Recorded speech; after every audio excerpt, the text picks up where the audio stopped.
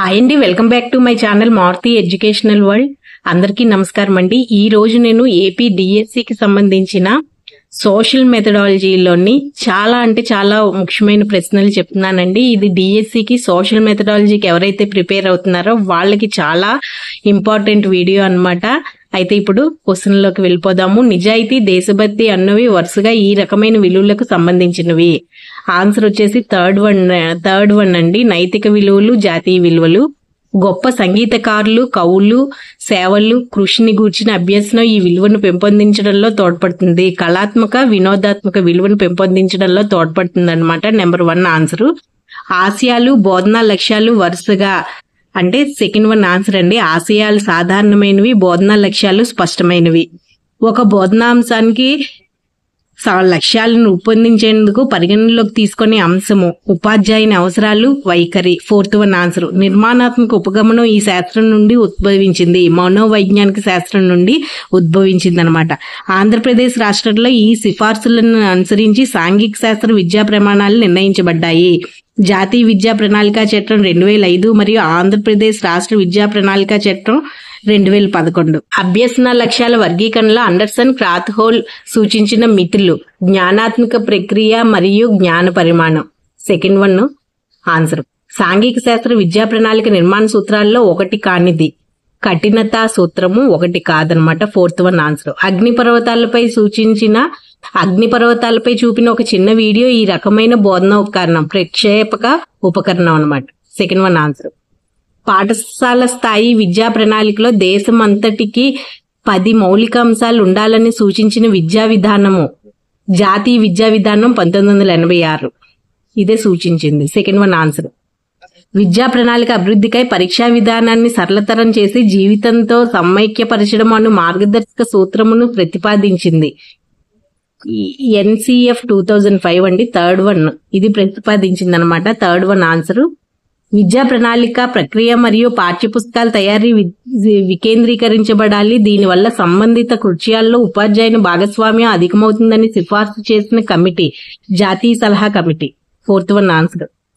పిల్లలతో స్నేహపూర్తంగా పిల్లలు కేంద్రంగా చేసుకొని కృత్యాలు పరిశోధన కనుగొనడం ద్వారా నేర్చుకోవాలి అనే అంశం విద్యా హక్కు చట్టం 2009లోని ఈ సెక్షన్ లో పొందపరచబడింది.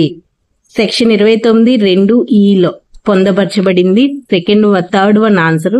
ఎర్రకోట మరియు విద్యా హక్కు చట్టం, గెజిట్ పై సంక్షిప్త సమాచారం అన్నవి వరుసగా ప్రాథమిక ఆధారం, గౌణ ఆధారం. Fourth one answer.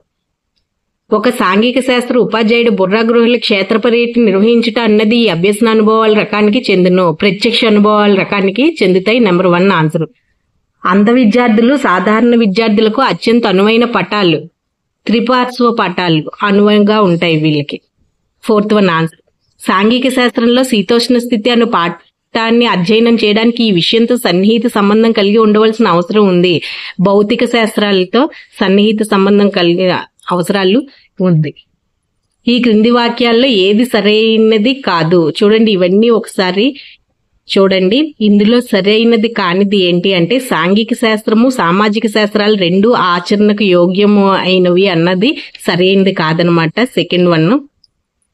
The Protestant ethic and the spirit of capitalism పుస్తకాన్ని రచించిన వారు ఎవరు? Marks weber. 1999 సంవత్సరంలో భారతరత్న అవార్డుకి ఎంపికైన ఉన్నతమైన వ్యక్తి అమర్త్య సేన్. అభ్యసకులు ప్రస్తుత భావనలను అవగాహన చేసుకుంటూ మరియు అభ్యసకులలో తప్పుడు భావనలు నిర్ధారణ చేయడానికి తోడ్పడే మ్యాపులు భావనా మ్యాపులు అండి. Third one answer.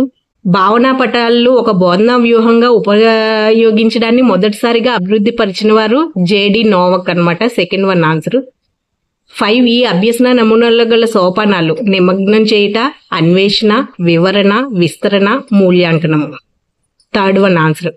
కృత్యధార అభ్యసనం అనగా వ్యాయామ ఉపాధ్యాయుని సహాయంతో జరిపే శారీరక కదలికలు.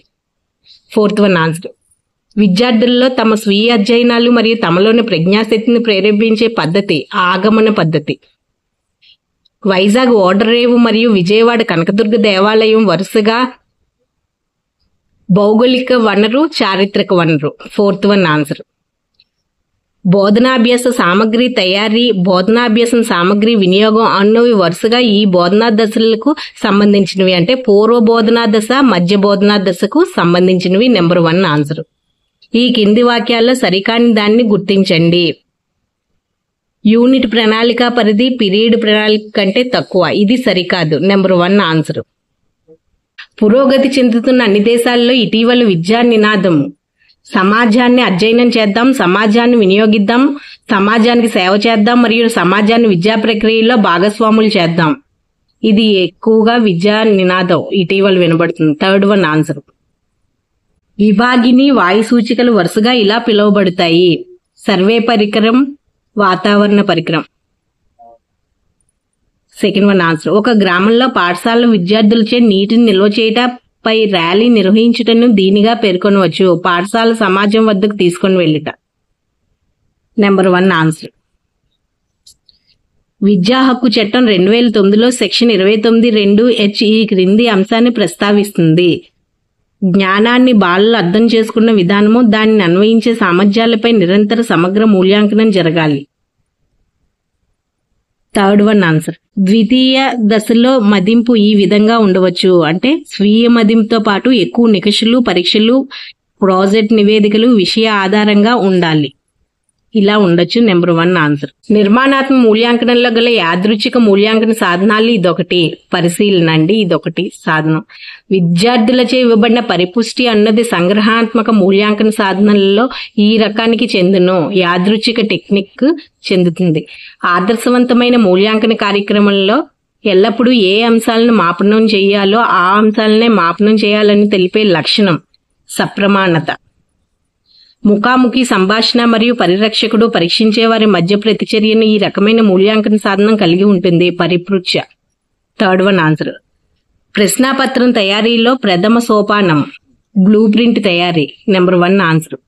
దృశ్యలోపం గల విద్యార్థులకు పరీక్షను నిర్వహించేటప్పుడు ఈ క్రింది సలహాలను దృష్టి యందు ఉంచుకోవాలి.